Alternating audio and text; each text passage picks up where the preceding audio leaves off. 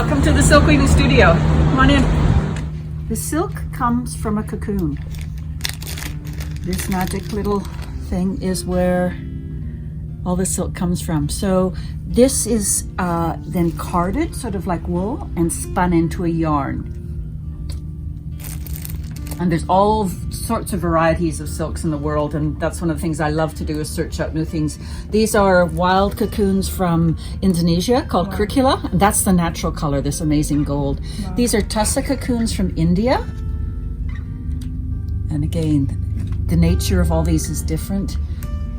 These pieces are made from wild cocoons from Madagascar. People's preconceived ideas about what silk is, we usually think it's a very fine, shiny, but it's just a material that can be processed in all sorts of different ways. So like this is organic spinning fiber from India. And people will maybe do felting with it, or spin a yarn, or make artwork, or yeah, it just comes in so many different forms. And even after 40 years of working with it, I'm still discovering new products to fascinate us. And I think that's one of the things that people like about coming into this place, is the balance we have between finished goods and materials. So they may come in to see the weaving and they see the materials and their imagination goes. Or they come in to see the materials and they're inspired by the finished pieces. Yeah. Dyeing is not a possibility. So the dyeing is done in different locations. So I actually dye some things on my studio in Salt Spring Island. Some things get dyed in another person's home here. So they're dyed in different places and then brought into the space. Yeah. We get the yarn on cones, primarily silk, but silk blends also. And we dye it and then go through all the various processes to create the finished goods.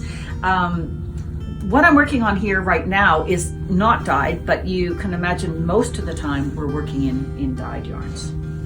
So we take the yarn, we dye it, and then this is called a warping mill, and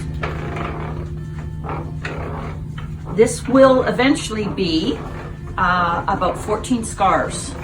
So there's 35 meters of yarn here, and after this stage, it will go on the loom. Making the warp is threading the loom, getting it, loading up the loom, winding it on, and then each one of the threads, so in this case there's 500 threads, gets threaded in a certain order to create the pattern. So what we're going to be weaving is something like this, and so everyone goes in a particular order. And then once it's all threaded, we tie it up, and the weaver sits down and throws the shuttle. And row by row, the scarf is created. And as I was explaining earlier, we work on a series of scarves. So the studio works very much in a collaborative way, where I do the initial design, but then each weaver brings her own ideas. So they have an amazing array of yarns to work from, and they interpret the warp the way they want to. So we'll end up with 14 totally different scarves.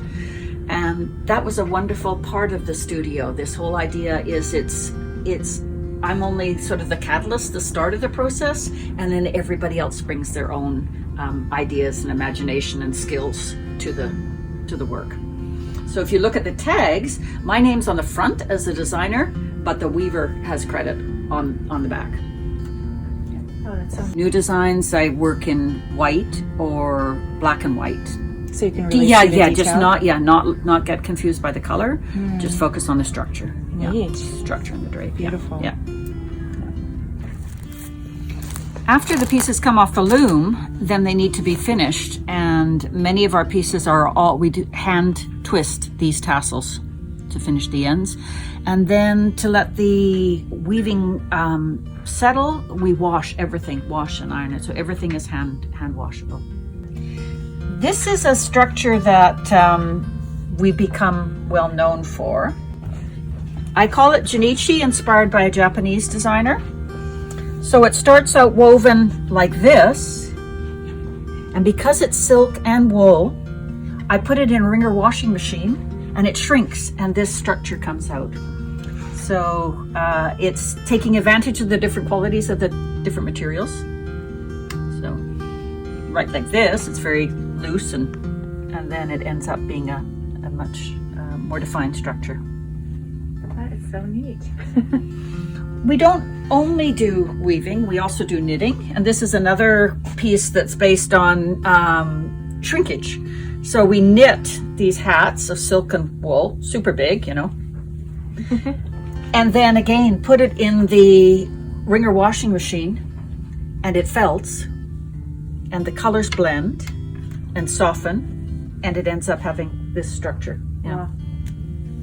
Good old-fashioned washing machine. The people who weave for me also are designers in their own right, weavers in their own right. So most of them have looms and home studios, and so they create in their homes their own unique designs and then sell here.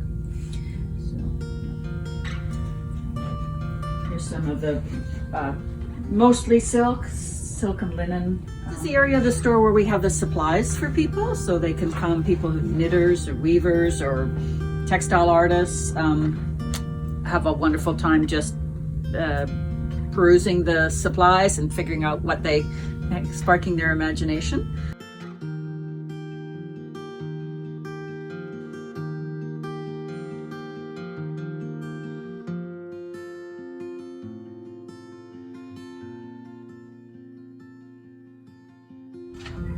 If you want to know more about the artists and to purchase things, you can go to silkweavingstudio.com.